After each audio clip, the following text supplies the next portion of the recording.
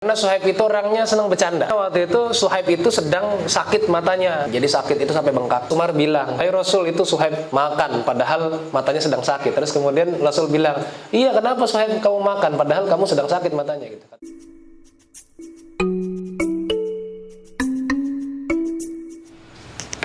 Ya, bismillahirrahmanirrahim. Assalamualaikum warahmatullahi wabarakatuh. Alhamdulillah. Alhamdulillahilladzi hadana li hadza wa ma kunna linahtadiya laula an hadana Allah. Asyhadu an la ilaha illallah wa la syarika lahu wa asyhadu anna Muhammadan abduhu wa rasuluhu la nabiyya rasulullah ba'da. Allahumma shalli wa sallim wa barik ala nabiyyina Muhammadin wa ala alihi wa sahbihi wa man tabi'ahum bi ihsanin ila yaumiddin. Alhamdulillah, ini sudah mulai bertambah ya jumlah orangnya. Ya, sudah pada makan ya? Sudah pada makan ya? Sudah, alhamdulillah. Ya, kenyang ya. Sudah mau pulang? Baik, kita lanjutkan. Tadi Suhaib Ar-Rumi sampai di masuk Islamnya Suhaib ya. Jadi sekalian tadi juga saya mention tentang budak ya, karena memang Suhaib selain mantan budak, Suhaib adalah salah satu mantan budak di barisannya Rasul. Di antara Suhaib ada Khabbab bin Al-Arat, ada Bilal bin Rabah, ada juga Ammar bin Yasir dan Salim ya, bukan Salim Abdillah ya, jelas ya. Salim Maula Abu Hudzaifah ya. Salim Abdillah di Jogarian ya, itu ustadz ya. Jadi kalau tentang budak sendiri ya, makanya banyak sekali budak-budak atau mantan-mantan budak yang tertarik memeluk Islam saat itu ya, saat di Makkah itu, karena memang cara atau Islam ya, Islam itu memang betul-betul punya metode gitu untuk bisa menghargai atau membebaskan budak.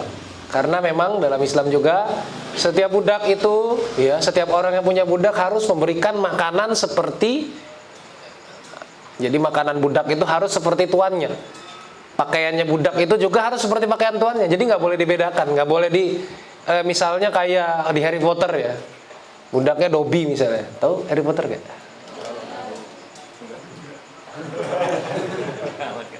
Ahmad gak tahu ya? Halo, ini tahu Mbak? My girlfriend is a Gumiho, tahu nggak Mbak?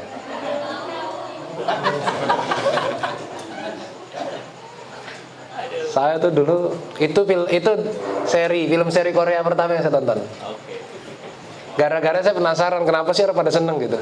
Saya bilang, film apa ini? Kayak gini doang lah pada seneng. Episode 2 saya tonton lagi, apa ini? Sampai episode 20. Apa ini saya lihat? Sampai habis. Sehari bener loh. Jadi yang gak suka aja, yang berangkat ya nonton, berangkat dari hati yang tidak suka aja nonton sampai 20, apalagi yang memang kesengsem gitu kan, kacau emang ya itu ya. Feeling good memang itu ya. Habis itu nggak lagi ya. Saya memang bukan mazhab Koreun ya. Mazhab saya bukan itu ya, jadi nggak terlalu tertarik juga. Tapi memang ya akhirnya tahu juga, oh ya kadang-kadang kita ngomentarin orang pacaran lah, kalau belum pacaran ya gampang aja ngomong pacaran tuh dosa, masuk neraka gitu kan. Ya dia nggak pernah ngerasain. Nah kan gitu. Tapi kalau tahu rasanya, oh gini ternyata ini yang bikin orang pacaran. Nah gimana cara bikin berhentinya gitu kan. Pacarin aja pacarnya gitu misalnya. Iya, jadi ribut pasti kan. Wah, ribut. Kita bisa bikin berita gara-gara pacaran orang ribut. Nah, gitu kan media Indonesia. Clickbait ya. Klik pancingan ya, clickbait. Baik, ini jadi ngomong apa ini ya? Suhaib Ar-Rumi ya, Suhaib Ar-Rumi ketika masa-masa Suhaib itu, masa-masa keberislamannya, sahabat-sahabat itu senang sama Suhaib karena Suhaib itu orangnya senang bercanda. Jadi walaupun dia tadi dia orang Arab asli ya, cuma dia bukan berbudaya Arab dan bahasanya juga nggak bisa bahasa Arab yang bagus banget gitu. Aksennya itu, tapi Suhaib itu adalah orang yang suka bercanda. Jadi ternyata suka bercanda itu ada contohnya ya di antara para sahabat. Dan Suhaib itu orang yang kalau kehadirannya dia di antara para sahabat itu bikin sahabat itu sering ketawa. Ini Suhaib orangnya. Dan satu lawakan yang saya baca berkali-kali saya nggak ketawa gitu. Cuma bagi para sahabat itu lucu gitu ya. Ya kita ikut ketawa aja lah ya. Kayak Umar ikut nangis gitu kan. Meskipun nggak tahu nangis kenapa. Umar kan suatu saat pernah ya lihat Nabi nangis, lihat Abu Bakar nangis. Umar bingung kenapa pada nangis sih? Oh pada nangis, dia ikut nangis gitu. Ditanya sama Abu Bakar, Mar, lu kenapa nangis? Ya kalian nangis nggak tahu, saya ikut nangis aja. Gitu. Sunnah gitu. Umar tuh luar biasa, mengikuti sunnah tapi dia tuh sebetulnya nggak suka ya, kayak nyium Hajar Aswad kan juga gitu. Kalau bukan karena sunnah Nabi, bukan karena perintah, aku nggak bakal nyium gitu. Kata Umar kepada Hajar Aswad. Tapi dia cium juga kayak gitu. Jadi ya kadang memang kita tuh menjalankan syariat itu nggak suka. Kadang kita menjalankan syariat itu secara berat, ya. Apalagi ada yang sok-sokan apa sih? Kenapa kita harus sholat? Gitu kan? Apa esensi dari sholat? Sholat itu kan yang penting kita ingat kepada Allah gitu. Sok aja ya, makan aja tahu tempe jadi feminis ya. Jadi kalau kita itu kadang-kadang mencari filosofi dari segala apa yang kita lakukan, tapi sebetulnya ya kalau kita ketemu filosofinya terus kenapa gitu ya, sebagaimana Umar. Jadi nah candaannya waktu itu Suhaib itu sedang sakit matanya, dua-duanya sakit. Jadi sakit itu sampai bengkak kan, biasa kalau mata bengkak itu kan sampai kayak sipit gitu ya, sampai gak bisa ngelihat kadang-kadang. Nah Suhaib itu matanya bengkak. Dalam sebuah riwayat mata kanan ya, kalau saya nggak salah mata kanan atau mata kiri. Yang jelas salah satu matanya bengkak. Sampai matanya tuh dia bilang nggak bisa ngelihat. Nah terus kemudian ketika itu sedang dijamu makan sama Rasul. Pas semuanya sudah dapat makan, Suhaib juga ikut mengambil makanan tersebut. Ya, sambil makan terus Umar bilang, wahai Rasul, itu Suhaib makan padahal matanya sedang sakit. Ini candaan sahabat ya. Jadi kalau nggak lucu jangan salahin saya ya. Masa Suhaib makan padahal matanya sedang sakit, mata kanan sedang sakit. Terus kemudian Rasul bilang, iya kenapa Suhaib kamu makan padahal kamu sedang sakit matanya gitu. Kata Suhaib, tenang wahai Rasul, saya makan dengan mata sebelah saya. Nggak lucu kan? Tapi para sahabat diceritakan pada ketawa. Ya udah, pernah ketawa. Jadi saya baca berulang-ulang kok gak ketawa gitu. Cuma ya sudahlah itu ya. Jadi pada ketawa. Jadi memang sebetulnya kehidupan para sahabat tuh ya nggak sepanang-sepanang amat, nggak kayak diem gitu, nggak pernah ketawa gitu, nggak. Sebetulnya ya mereka juga bercanda. Ali bin Abi Thalib juga begitu bercanda, gitu kan? Rasul juga bercanda dengan para sahabat. Jadi nggak ada masalah bercanda, asal nggak berlebihan. Apalagi bercanda terus ketawanya sambil mukul-mukul, nah itu yang itu berlebihan deh. Pernah tahu orang kayak gitu ya? Kalau ketawa, pak mukul-mukul, lucu banget tuh ya. Itu ada yang gitu. Goyang-goyang iya, lucu banget ya itu ketawa yang zalim iya. Nampar orang, ketawa sambil nendang-nendang gitu kan, ketawa sambil bacok-bacok gitu. Surupan itu kan? Ya ada yang kayak gitu kan, ketawa sambil nabok-nabok itu ada. Yang penting sewajarnya saja. Nah jadi Suhaib Ar-Rumi itu ketika masa hijrah dari Makkah ke Madinah, ya kan? Jadi Suhaib itu adalah orang terakhir yang masih berada di Makkah, laki-laki terakhir, maaf. Karena masih ada anak-anaknya Abu Bakar, masih ada anaknya Rasul. Anak-anak Rasul perempuan semua ya. Anaknya Abu Bakar ya seperti Asma itu masih ada di Makkah. Jadi Suhaib ini orang terakhir. Jadi teman-teman harus tahu bahwa Suhaib ini tadi ya saya bilang salah satu orang terkaya di Makkah. Setelah dia dibebaskan dari budak, kemudian berbisnis bersama pembebasnya Abdullah bin Jud'an tadi, dia menjadi salah satu seorang yang paling kaya di Makkah. Dia punya banyak rumah, punya banyak bangunan, punya banyak aset, investasi dan lain sebagainya itu punya. Nah ketika itu dia dalam posisi orang yang sangat kaya ketika mau berhijrah ke Madinah. Satu ketika akhirnya dia memutuskan untuk dia sudah jadi orang terakhir, dia kemudian berhijrah. Ketika sampai di satu pos tertentu dari Makkah ke Madinah, dia berhenti. Kemudian orang Quraisy yang menghentikan Suhaib. Orang Quraisy ini mengenali, ini kamu Suhaib ya? Iya. Wah, kamu Suhaib. Kamu mau kemana?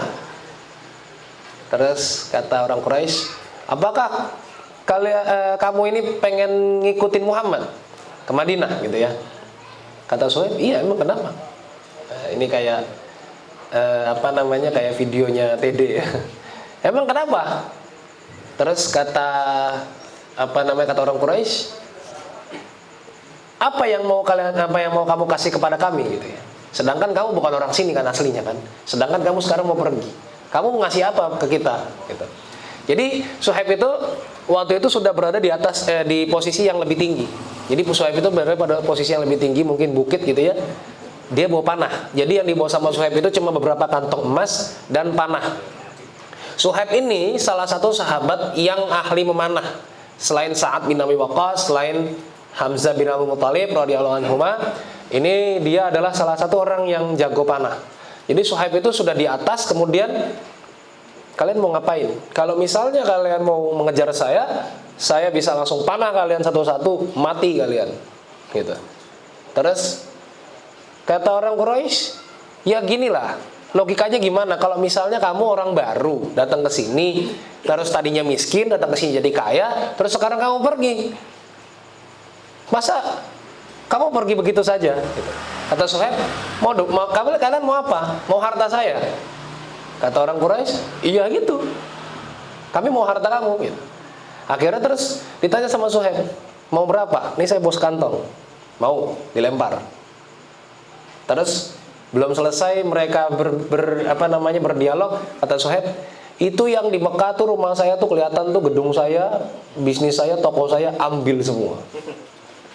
Jadi semua yang dia tinggalkan di Mekah itu buat orang kafir Quraisy. Ini sebetulnya sama kayak Abdurrahman bin Auf yang pernah kita ceritakan dulu. Tapi kalau Abdurrahman bin Auf dia nggak pakai berikrar begitu, dia tinggalin aja. Arti kata kalau misalkan memang pada mau ikut atau bisa kembali lagi ya diambil. Cuma ya sudah tinggalin saja. Tapi kalau Suhaib itu betul-betul memutus hubungan antara dia dengan hartanya yang ada di Mekah. Dia bilang ambil semua. Jadi pilihannya ya itu kayak di video ya. Pilihannya kalian mau mati, saya panah satu-satu, apa kalian ambil harta saya? Ya ambil harta lah ya. Bagus ya. Pilihannya keren kan? Coba kalian misalnya ya pas mau dibacok bentar. Ya, ini saya bawa pistol. Kalian mau mati apa mau harta saya? Lah. Terus apa gunanya ngancam? Iya, apa gunanya ngancam ya kan? Ya udah ambil harta aja deh kalau gitu Pak, ampun Pak. Iya udah ambil sana. Dia ambil nih emas yang dia bawa, dilempar, dikasih. Nih, ambil semua. Itu yang ada kelihatan itu semua bangunan punya saya itu ambil semua. Mau apa lagi kalian? Gitu kan. Akhirnya orang kafir Quraisy, oke kalau gitu, pulang mereka. Akhirnya Suhaib berjalan cuma membawa tadi panah dan perbekalan seadanya. Dan baju yang melekat di tubuhnya. Sudah itu saja. Nah, ketika sampai di Yathrib, sampai di Madinah, orang-orang tanya, Suhaib, kamu kan orang kaya? Iya. Kamu gak bawa apa-apa? Enggak. Mana harta-harta kamu? Saya kasih semuanya ke orang kafir Quraisy. Kok dikasih ke orang kafir Quraisy? Sayang dong itu. Kalau mau kasih jangan ke mereka, ke kita kayak gitu. Terus orang-orang pada bilang, oh Suhaib rugi sekali, Suhaib rugi sekali. Suhaib rugi sekali. Terdengar kabar itu kepada Rasul. Rasul langsung tanya sama Suhaib, mana hartamu, wahai Suhaib?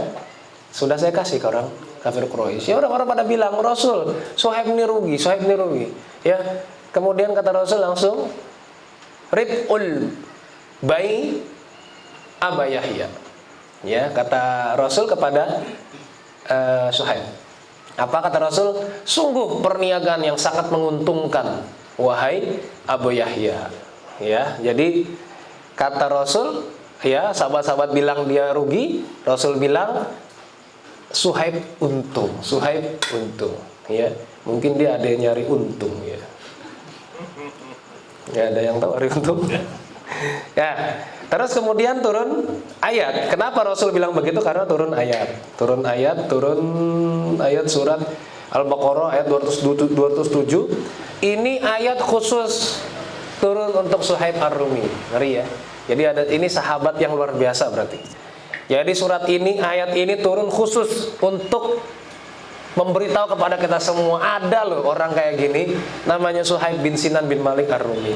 Ya, Allah berfirman dalam surat Al-Baqarah ayat 207, wa minan nasi may yashri nafsahu batigha amardatillah wallahu raufum bil ibad. Dan di antara manusia ada orang yang mengorbankan dirinya karena mencari keridhaan Allah, dan Allah Maha Penyantun kepada hamba-hambanya. Jadi ini ayat khusus turun untuk menanggapi kasusnya Suhaib Ar-Rumi. Ya, ada lagi, tapi saya lupa wahyunya turun itu surat berapa, ayat berapa. Yang jelas begini, ketika itu Suhaib Ar-Rumi bersama sahabat yang lain, Suhaib, Salman, dan Bilal, ya radhiyallahu anhum. Jadi mereka ini lagi ngobrol. Mereka bilang begini, pokoknya kalau ketemu sama Abu Sufyan harus kita bunuh dia. Iya, pokoknya saya berjanji ketemu sama Abu Sufyan kita bunuh. Tahu-tahu obrolan itu didengar sama Abu Bakar As-Siddiq. Abu Bakar tanya, apakah kalian sedang bicarakan Abu Sufyan? Iya. Kenapa? Kalian itu nggak boleh ngomong begitu. Dia itu pimpinan suku Quraisy. Kita nggak boleh ngomong seperti itu kepada seorang pembesar. Gitu. Seolah-olah Abu Bakar ini membela, sebetulnya enggak. Cuma Abu Bakar itu bilang kalian tuh harus sopan, gitu, sama orang meskipun orang itu kafir. Ya. Setelah itu Abu Bakar ternyata ketemu sama Rasul. Rasul tanya, Abu Bakar, kamu ngomong apa sama Suhaib dan kawan-kawan? Duh, emang kenapa? Kok tiba-tiba Rasul tahu? Ya tahu.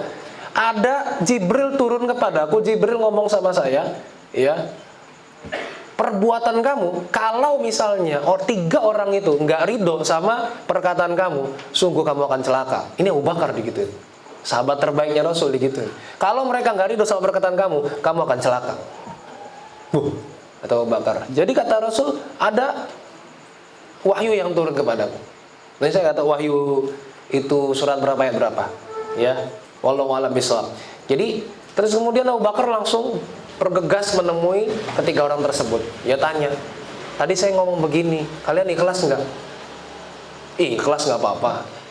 Baru kemudian Abu Bakar tenang dan bertemu dengan Rasul. Wahai Rasul, mereka ikhlas dengan apa yang saya katakan. Baru Rasul kemudian tersenyum. Tadi mukanya marah. Kemudian Rasul tersenyum karena mereka semua ikhlas. Ini kadang-kadang kita tuh kepikiran gak sih?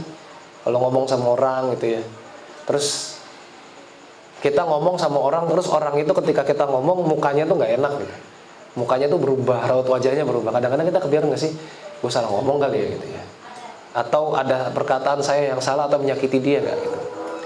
Ini sekelas Abu Bakar, dia harus kemudian ditegur sama Rasul untuk mengklarifikasi. Kira-kira apa yang saya perbuat itu menyakiti hati kalian nggak? Sampai kayak gitu. Ini sekelas Abu Bakar. Sampai kemudian Rasul bilang kalau misalnya mereka sakit hati, kamu yang celaka. Gak diampuni kamu. Digituin.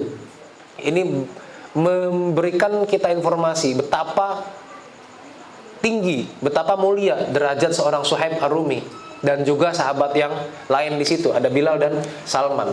Itu menjelang perang Ahzab, ya, perang Khandaq. Yang kemudian itu kan jauh sekali ya jumlah pasukannya. Ya, jumlah pasukan Muslim dengan pasukan kafir Quraisy kan timpang sekali. Ya, 1:10.